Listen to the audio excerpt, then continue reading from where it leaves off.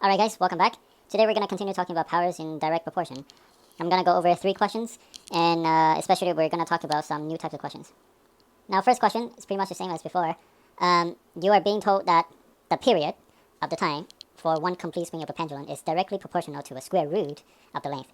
So given that and some information, we can solve for the relationship between the period and the length. Okay, so let's get going. First of all, let's write that down. Let's have P representing period, and let's have L representing the length. So P is equal to K times square root L in this case. Okay, so P is proportional to the square root of L, right? And we got some values, so we can plug it in. In this case, if you have length 25, okay, multiplied by K, that will give you 1 second. Okay, so you can solve for K. Square root 25 is 5, so if you move that 5 to the other side, you're going to get K equals to 1 over 5. Okay, so that means we can establish a relationship between the period and the L as P equals to 1 over 5 times square root L. And we can use that towards A and B.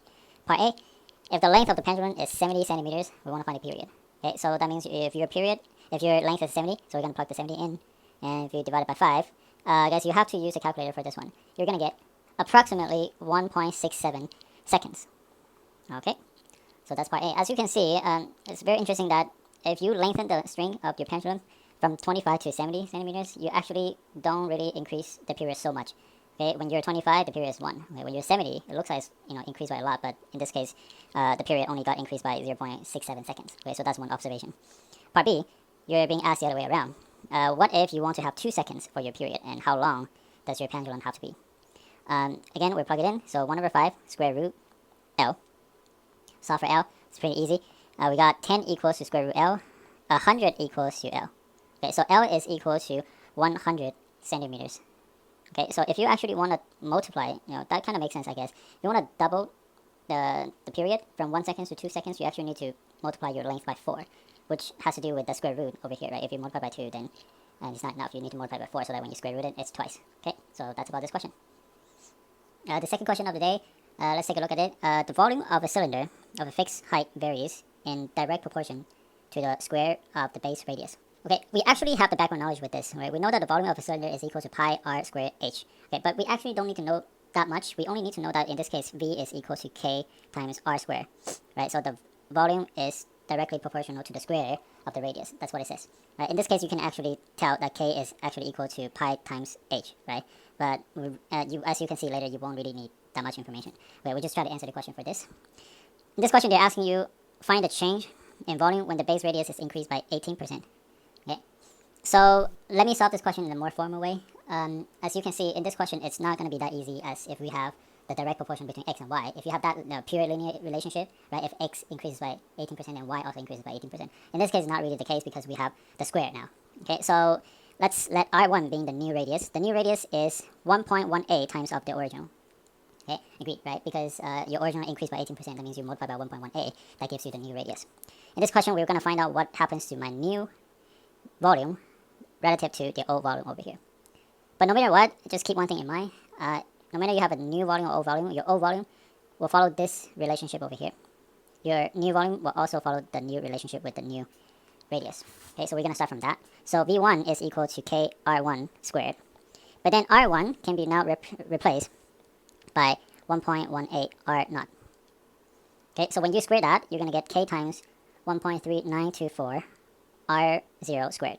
Okay, so you need to square both this and this.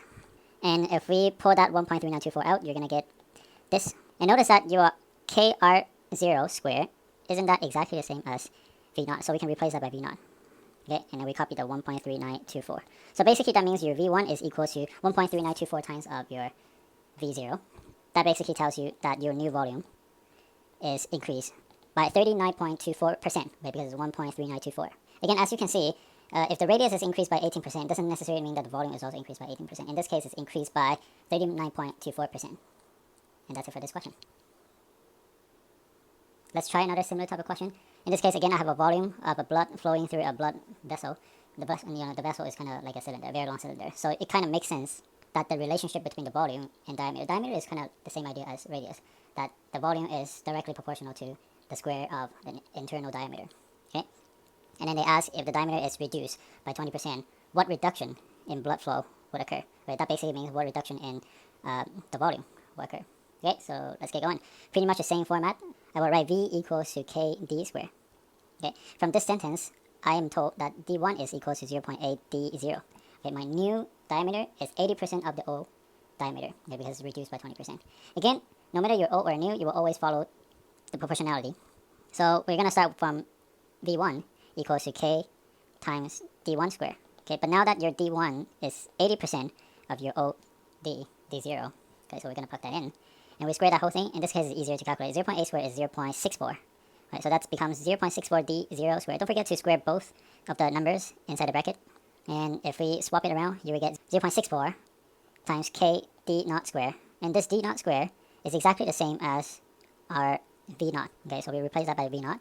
And that's 0.64 times V naught. That means your V1 is equal to 0.64 of your V naught. That basically tells us that our volume is reduced by 32%. Okay, why is this 32%? Because your new volume is 64% of the old one. That means it's a 32% reduction. And that's it for this question. So that's it for today. I'll see you guys in the next lesson. Peace.